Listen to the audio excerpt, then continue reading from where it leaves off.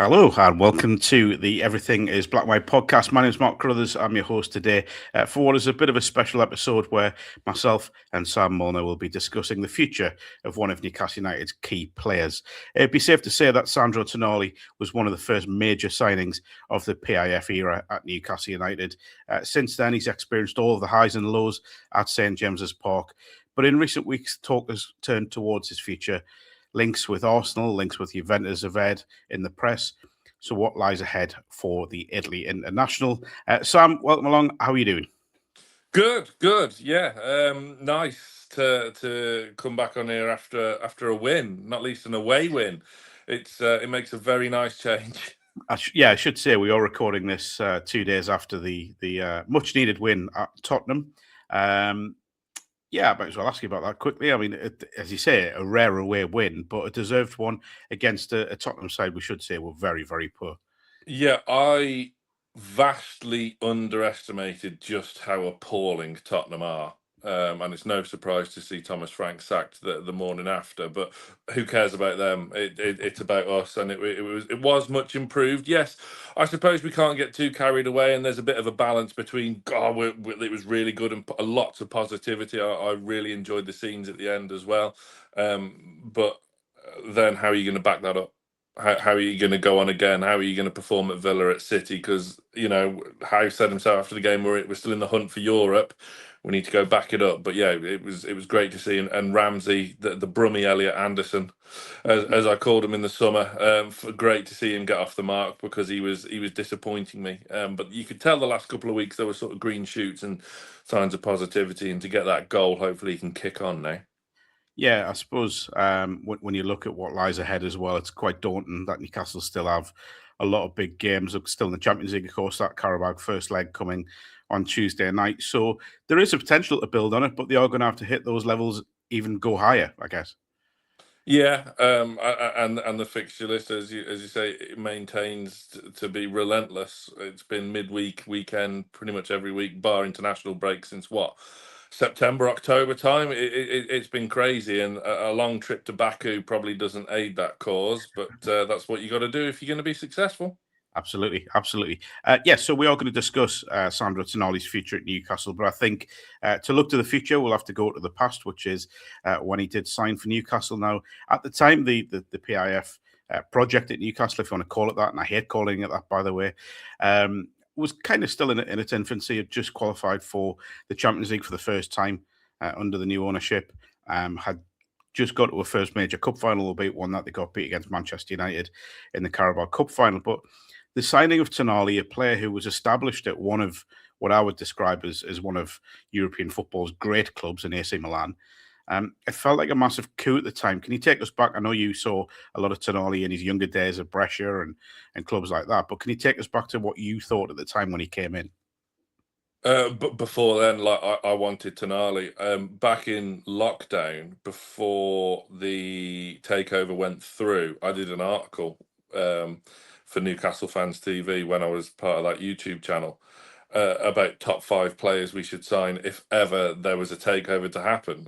And 2 of the names on there we signed, one of which was Tonali. And to get Tonali after getting his dream move to AC Milan and they won the Scudetto as well. It was incredible, really, because I agree. AC Milan are one of the sort of classic huge teams in this sport, and to get their sort of prized possession, if you like, a boyhood AC Milan fan who you could tell the talent was there at Brescia, but he was so raw and. They compared him to Pirlo, but he was as we now know, he's not a Pirlo. He's a bit more snarly than that. He's a bit of an amalgamation. Chuck a bit of Gattuso in there as well.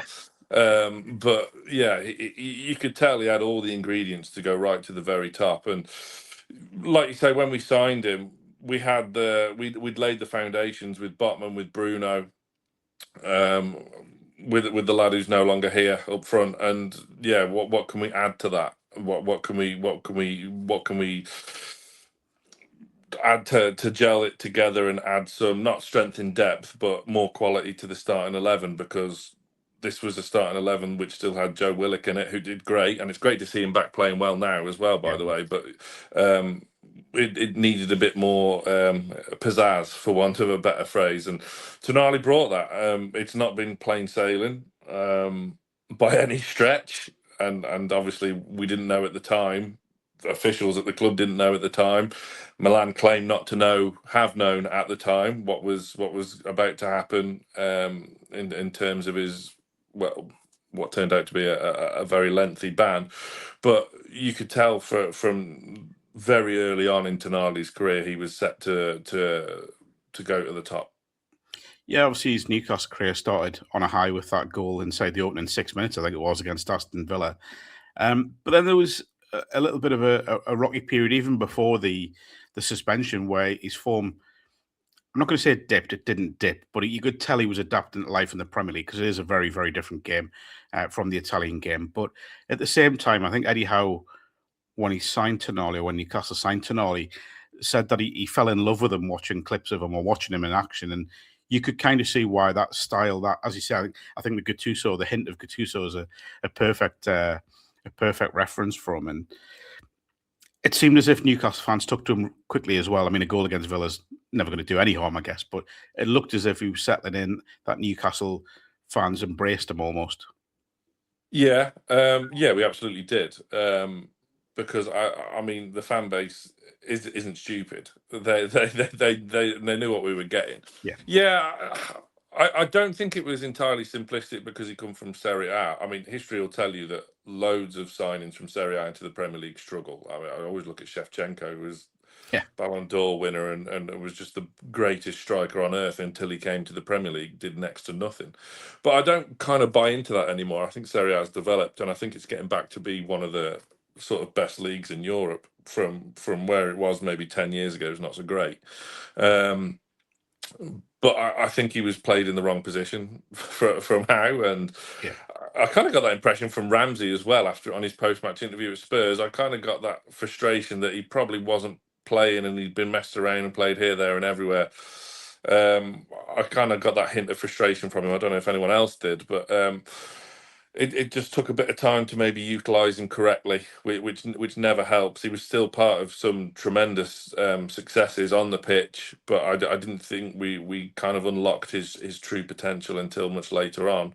But he himself, I think you're right. I don't think it was a dip in form at that time. There is now, but at that time it wasn't a dip in form. I think it was just the kind of bedding in and maybe being utilised, not necessarily playing to his attributes, which could be the case of many Newcastle signings, to be honest. The ban was obviously a big blow, but I think obviously it's come out recently that Newcastle have triggered, I don't think Newcastle have actually officially confirmed it as such, but triggered an extension in his contract by a year. That showed a commitment to Tonali. So do you think I know I'm fast forwarding here, but do you think it's fair that he should show some commitment to Newcastle as well? You could make an argument that this new contract maybe isn't wholly beneficial to Newcastle because it was signed on reduced terms because of the ban. So whether or not he's back on the contractual terms he was when he initially signed, I don't know. We'll never really know the true ins and outs of the contract or the paperwork, will we? But the extension, the new contract was signed on reduced terms to advocate for that ban, and it was a commitment shown to one another, I guess. But again, you've got a player of Tonali's quality. Yes, I know he's got a dip in form and not playing very well at the moment, but he's still a world-class talent. So to have him on those sort of terms, I don't think is necessarily beneficial to Newcastle at the moment. And I think it probably needs looking into, like Lewis Hall, like Livramento, a few others as well, because those are the players that are going to have question marks around them come the summer, should we not qualify for Europe, which still looks unlikely for me. So it was a commitment shown by the club, but also by Tonali as well, because he held his hands up. We were very protective of him as a fan base as well, and it was certainly making the best out of a horrendous situation. From all the signals we get, the support he got from his teammates, certainly from the fan base and from the powers that be as well, was tremendous. So it was really positive in that sense. And To go on the flip side of that as well, not looking negatively at that extended contract. The fact is, we've got him till what 2029 with the option of an added year as well. So essentially 2030, Yeah, really, yeah, because it's the club that has the option, not the player. So in that sense, it's a good thing. yeah. I mean, when I look at his form, sort of particularly second half of last season, that Carabao Cup run to the final, obviously winning it, getting Newcastle in the Champions League, he was, for me at that time, he was one of the best in the Premier League. And I think the fact reportedly has this interest from big clubs back in Italy, big clubs in the Premier League, just shows that no matter how his form is at the minute, clubs are looking beyond that, aren't they? They know what's there. They know the player that's in there. They know the style of player that's in there.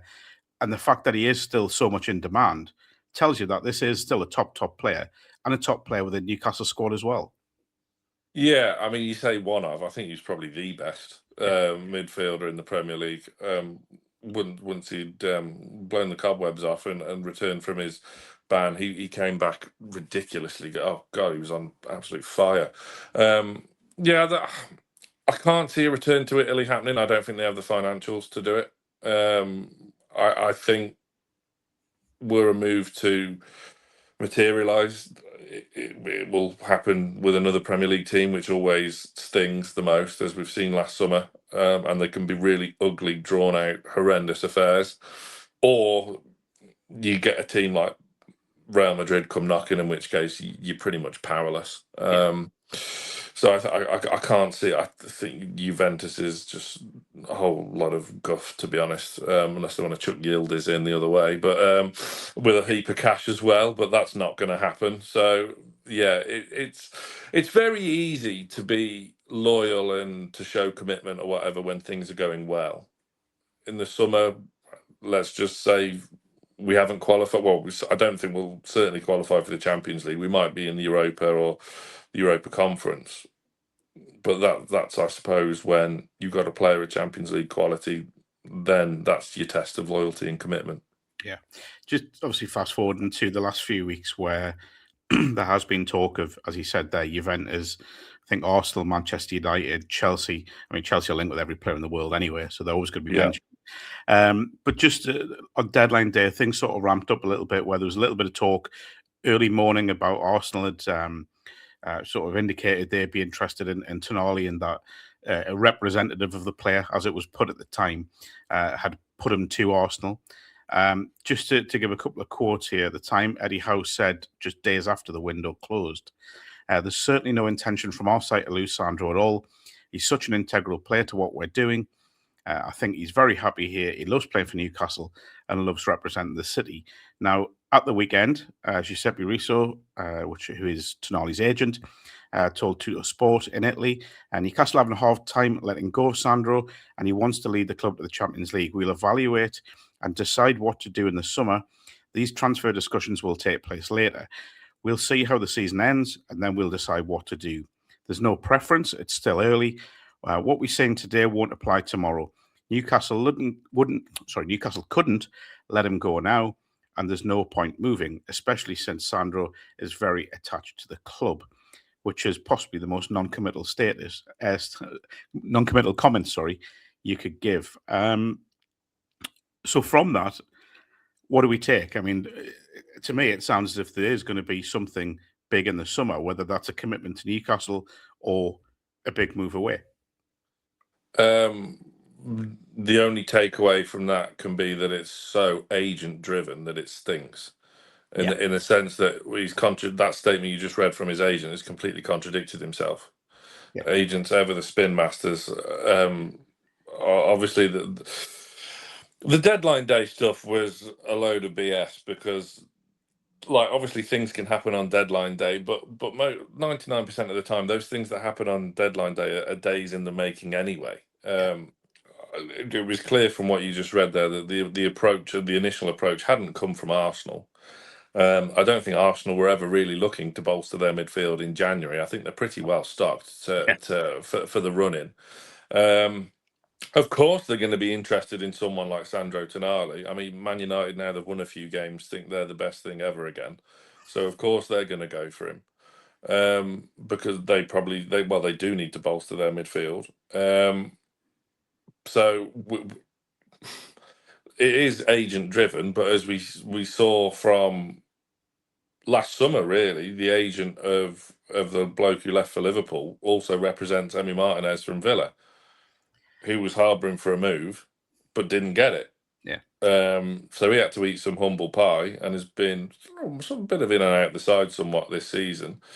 I still think he's overrated, mine, but there you go. But anyway, agents have a lot of the power, unfortunately. That's the sort of grim side of football, one of many grim sides at that sort of at the business side of things. But Sandro loves it at Newcastle. That's what he says. That's what his agent has said in the same sort of paragraph as him anchoring for a move. So it goes back to just how loyal and committed you are. If you maybe give us another year, should we not get in Europe, then if we don't then go on to get back into the Champions League or whatever the summer after, then you could probably not really have any complaints if he does want to leave, because they were all sold this project. And we've hit a bit of a bump in the road. So inevitably, I mean, you could say that the bump in the road was caused by last summer. I don't think we helped ourselves, but I'm not going to repeat myself about last summer's transfer business because it just makes me thoroughly depressed. But you know, there's a chance to rebuild in the summer. There was chances in January to strengthen. I don't care what anyone says, that there was chances to strengthen. Ryan for Bournemouth. I mean, look at him. We were linked, but there was no opportunities in January apparently. Okay. But there you go. I think this summer will be telling about where we're going as a football club. And your Tonalis, your Livramentos, your Lewis Halls are going to be keen onlookers, to say the least. I've always been, and this is across football, not just with Newcastle. You know, every player in the world has a price. Simple as that. And you know, people say, "Oh, you've got to hold on to them no matter what." Well, I'm sorry, but if someone comes in, and we'll use Tonali because we're talking about him. If someone comes in for Tonali and offers something approaching, you know, let's say 100 million, just as a ballpark figure, that's a starting point. Yeah, true. But you get what I'm saying. That's kind of where Newcastle may look if they were going to look to move him on, or you know, to even invite interest. If someone comes in with a figure around that, then it's got to be considered. And we talk about this phrase. It happens all the time, doesn't it, in football? There's player trading, and there's clubs who are good at it, and there's clubs who aren't. And I think Newcastle, some of their trading hasn't been great. Let's be honest. The way they've done things in recent years, some of that is still, I think, lingering from the former owner. But it is something they have to get better at, I think, particularly when you've got FFP and the new regulations coming in as well. So will that come into consideration as well when or if bids come for Tonali? Yeah, I don't think our player trading, I think it's a mixed bag. And you go back to like the previous owner as well. He was all right getting decent fees, like for Carroll and Musa Sissoko. That was a good fee. Okay. But on the other hand, yeah, we struggled to move players on. I mean, you look at the Lloyd Kelly deal, that was good. But yeah, others. I think it's such a mixed bag because, like you're right in what you say, some of it has been amateur and disastrous at times.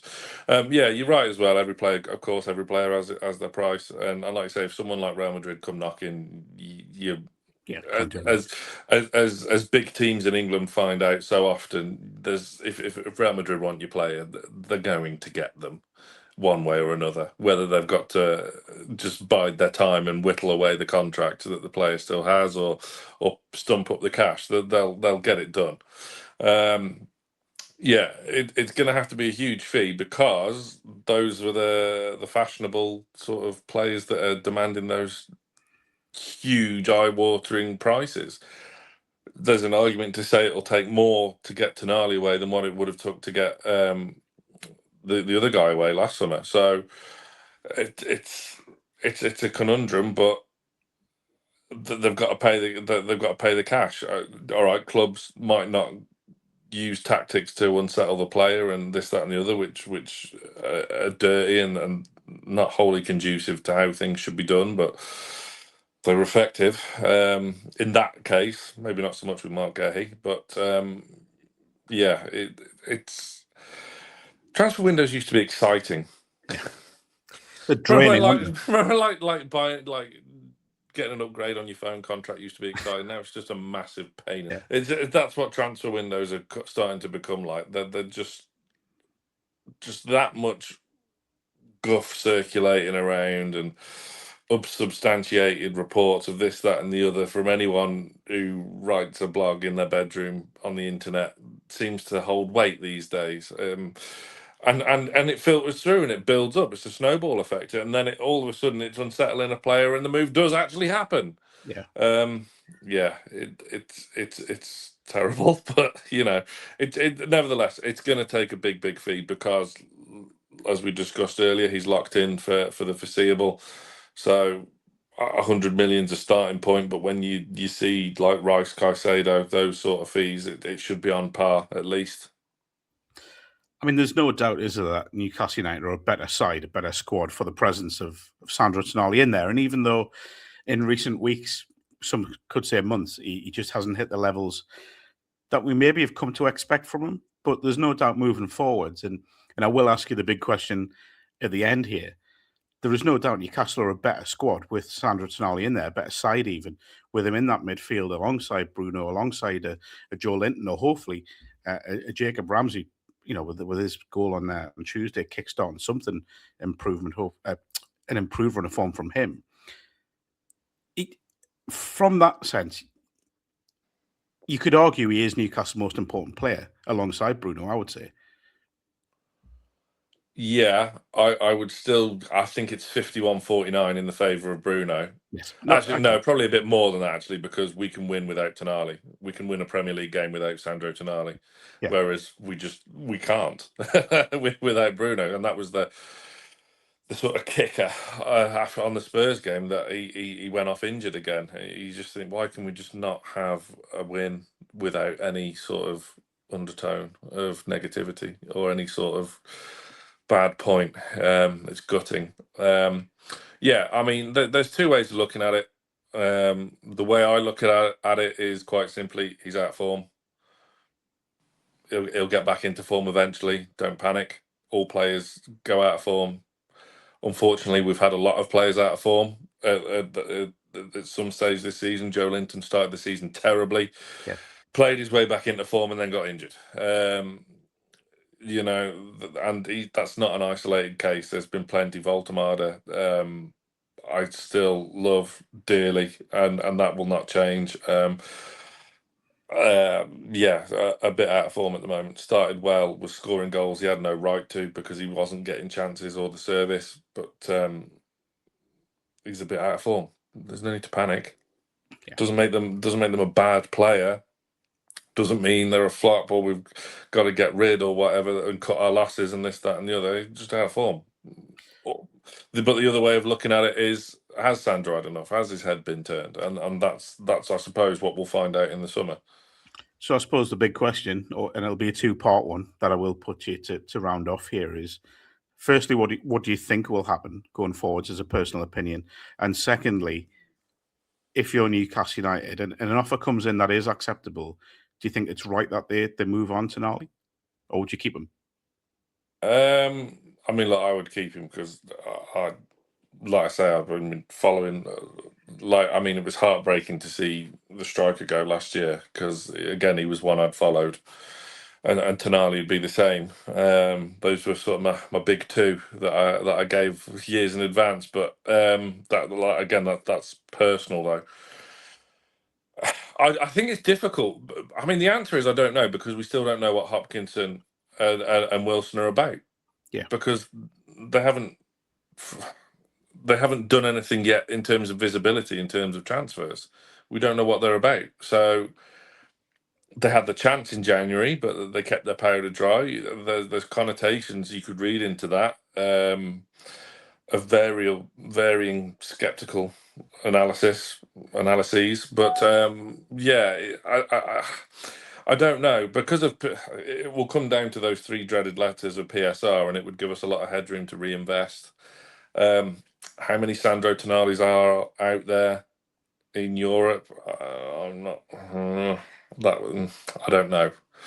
And again, you've got to replace him correctly, something which we have failed to do thus far. So it's a risk. But then again, you don't want to keep an unhappy player, as we saw. It'll be a long, drawn-out affair. You'd like to think Tonali's not that way inclined, particularly after the faith that was showed from him from every aspect of the football club. And I don't think he'd have any right to either, due to that. But it's football, and if it's agent-driven, these players will do as they're told from their agent, not necessarily from who they're contracted to. So I don't know. It will be uneasy. I mean, this can all be avoided if we string some wins together and qualify for Europe, and continue to have a cracking run in the Champions League. I don't think we'll win the Champions League by any stretch, but we've got to start picking up points consistently to avoid these situations, because Tonali might not be an isolated incident. Livramento arguably would concern me more, to be honest. The fact that he's put off contract talks is never a good thing. I think he's more likely to leave than maybe Sandro Tonali is. I don't know.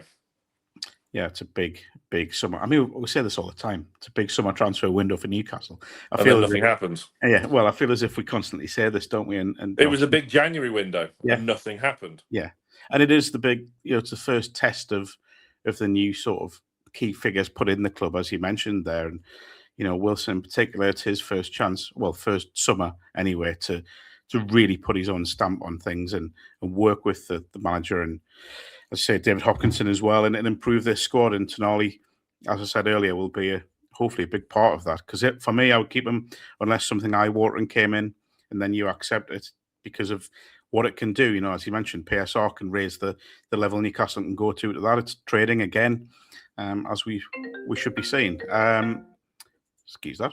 Tonali's agent. That was Tonali's agent saying, "Stop talking about my client." Yeah, but yeah, it's very much a wait and see what happens. But it's been interesting. It is going to be very much a wait and see. I dare say there'll be more discussions about Sandro Tonali in the media over the coming months. Before the question is as well: can you win the league by 2030 without him?